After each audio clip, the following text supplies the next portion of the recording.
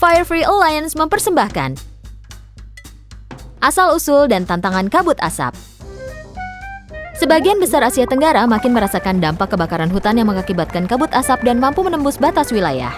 Apa itu kabut asap? Dari mana datangnya? Apa sajakah dampaknya? Dan bagaimana cara menghentikannya? Kabut asap termasuk polusi udara. Pada dasarnya kabut asap ini berasal dari kebakaran hutan yang terjadi di musim kemarau dari bulan Juli sampai Oktober. Angin pasat meniup asap dari Indonesia ke Singapura, Malaysia, dan seluruh wilayah ASEAN. Untuk mengetahui asal-usulnya, kita harus kembali ke masa tahun 70-an di mana kebijakan transmigrasi pemerintah Indonesia untuk memindahkan penduduk dari pulau yang padat penduduknya ke pulau dengan populasi rendah di Indonesia. Program ini adalah untuk mengurangi kepadatan populasi di Pulau Jawa dan membuka peluang bagi para pekerja keras untuk memanfaatkan sumber daya alam di pulau-pulau lain. Namun para transmigran tidak tahu tentang praktik pertanian lokal atau tradisi lokal. Dengan kurangnya sumber daya, mereka menggunakan api untuk membersihkan lahan dan memulai sebuah perkebunan. Tapi dengan lenyapnya hutan, iklim di daerah yang kecil menjadi semakin mengering. Lahan yang tidak terurus ini mengakibatkan kebakaran rentan terjadi karena tanah tersebut mengering. Sementara itu semakin banyak orang menyalakan api di mana api tumbuh menjadi besar. Menghentikan kabut asap berarti melakukan pencegahan kebakaran. Namun hal tersebut memiliki tantangan.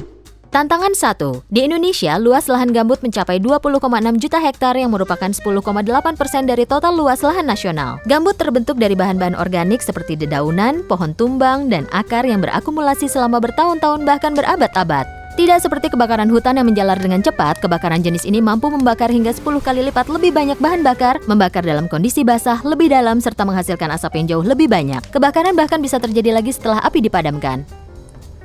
Tantangan 2. Pertanian di daerah pedesaan masih menggunakan teknik tebang bakar. Kebakaran yang tidak dapat dikendalikan terjadi ketika masyarakat lokal tidak sadar akan resiko yang berkaitan dengan api atau apapun alternatif lainnya untuk membakar lahan. Dengan rendahnya pemahaman terhadap penggunaan api yang tidak dijaga dapat lepas kendali sehingga dengan cepat menyebar ke area yang lebih luas.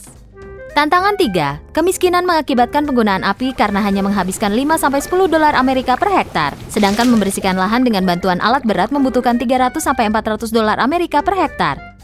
Ketika para petani yang tidak mempunyai pengetahuan akan manajemen air melihat tanaman mereka mati karena banjir di musim hujan, mereka biasanya menyalahkan tanah dan mulai menggunakan api kembali untuk membersihkan lahan lebih banyak lagi. Tantangan 4. Konflik lahan adalah hal yang umum di Indonesia, di mana seringkali beberapa pihak mengklaim lahan yang sama dan terdapat versi peta yang berbeda-beda di setiap jenjang kepemerintahan. Hal ini menyebabkan konflik lahan dan kurangnya insentif terhadap pemerintah lokal untuk mengendalikan kebakaran dan berinvestasi dalam kemampuan untuk memadamkan kebakaran. Dalam kasus yang terburuk, api digunakan sebagai senjata. Tantangan 5. Kurangnya ketegasan pemerintah diawali karena adanya 5 tingkat di dalam kepemerintahan Indonesia. Kurangnya komunikasi dan kerjasama menyebabkan buruknya penegakan hukum dan seringkali korupsi.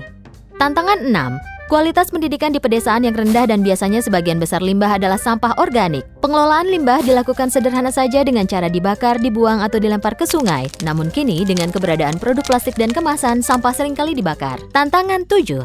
LSM cenderung yakin bahwa cara terbaik untuk melindungi hutan adalah dengan menciptakan area konservasi. Sementara itu, perusahaan-perusahaan melihat area konservasi yang tidak dikelola itu dan kemudian melakukan pembalakan liar dan membakarnya. Pada akhirnya, kemiskinan di daerah pedesaan, tradisi tebang bakar, kurangnya pendidikan, konflik lahan, lemahnya penegakan hukum dan korupsi berujung kepada kabut asap yang memberikan dampak pada seluruh kawasan. Menyelesaikan permasalahan kabut asap adalah pekerjaan yang rumit, sulit, dan berbahaya. Temukan solusi untuk kabut asap dan bergabung dalam diskusi di situs FFA. Silakan klik di sini.